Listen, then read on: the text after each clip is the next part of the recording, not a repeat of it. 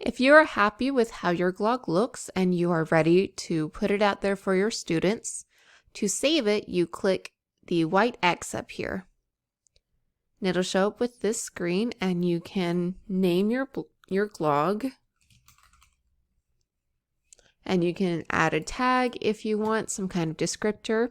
And then you select the visibility status. So public with reglog allows others to kind of repost your glog on their page. Public allows everyone to view it. Finished is where it's private, but you've listed as being finished. And then unfinished is if you're still planning to work on it. So I'm going to put this one as public for everyone to see, as if I were done with it.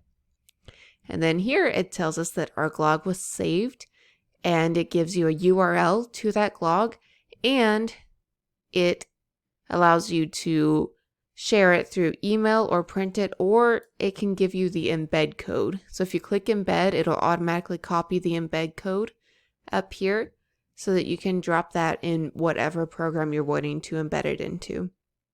So from here, you can either look at the preview again, or you can go back to your dashboard. And so here you can see your finished glog that says public for all. And you can also see your other glogs that you may still be working on or have completed in the past.